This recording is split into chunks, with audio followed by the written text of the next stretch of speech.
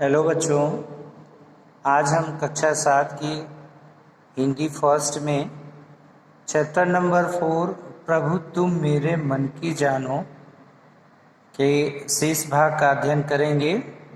प्रथम भाग में हम लोगों ने पढ़ा था, अब शेष भाग का अध्ययन करेंगे। देखिए इस कविता में, यह कविता सुभद्रा कुमारी चौहान जी का है। बड़ी सुंदर रचना है। इस कविता में उन्होंने जाति पात भेदभाव के बारे में बताया है कि किस प्रकार से समाज में ऊंच नीच जाति पात का भेदभाव व्याप्त है। देखिए प्रस्तुत कविता में उस समय की बात कही गई है जब हमारे देश में छुआछूत का बोलबाला था और सर्वोपरि था। छुआछूत भेदभाव की भावना जो है वो सर्वोपरि थी। लेकिन आज के समय में हमारे देश में छुआछूत एक सामाजिक और दंडनीय अपराध माना जाता है। प्रस्तुत कविता में कवित्री ने भगवान के प्रति निस्वार्थ भक्ति का स्वरूप प्रस्तुत किया है। आइए हम कविता की शेष पंक्तियों को पढ़ते हैं।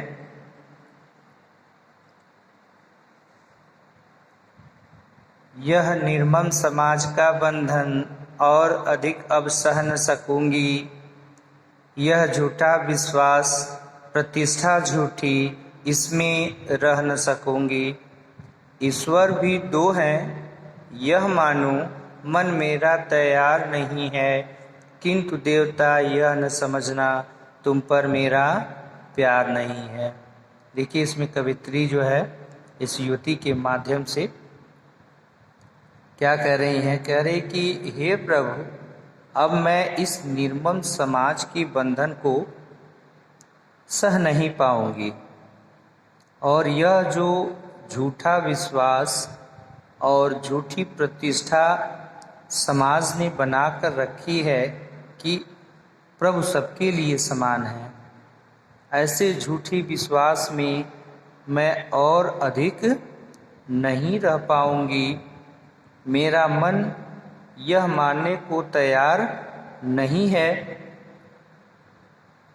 मेरा मन यह मानने को तैयार नहीं है कि ईश्वर भी दो है। किंतु प्रभु आप यह न समझना कि मेरे मन में आपके प्रति प्यार नहीं है। अगली पंक्तियां देखते हैं हम। तुम कह दो तुमको उनकी इन बातों पर विश्वास नहीं है।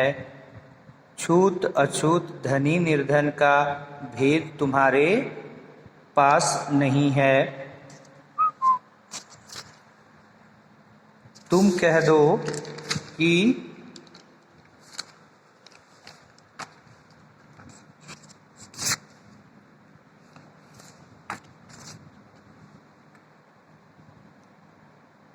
तुम कह दो तुमको उनकी इन बातों पर विश्वास नहीं है। छूत अछूत धनी निर्धन का भेद तुम्हारे पास नहीं है।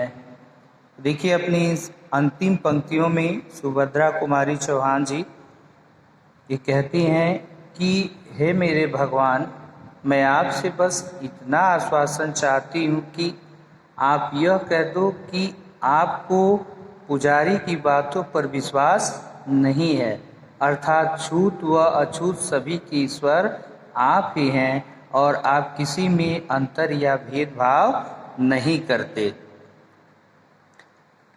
तो कविता समाप्त हुई। तो आइए हम ये जान लेते हैं कि ये कविता पढ़ने के बाद हमको क्या ज्ञान मिला, क्या प्रेरणा मिली। इस कविता को पढ़ करके क्या बताने का प्रयास किया है कवित्री ने इसमें। देखिए इसको पढ़ने के बाद हमें ये प्रेरणा मिलती है कि हमें किसी से भेदभाव नहीं करना चाहिए।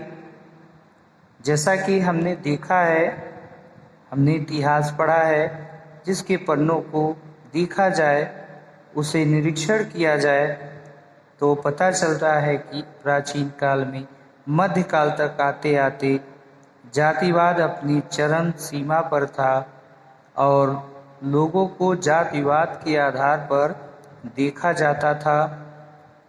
तो हमें यही सीख मिलती है कि हमें कभी किसी को जातिवाद के नाम पर बांटना नहीं चाहिए, किसी के साथ भेदभाव नहीं करना चाहिए। ईश्वर सभी के लिए एक समान है।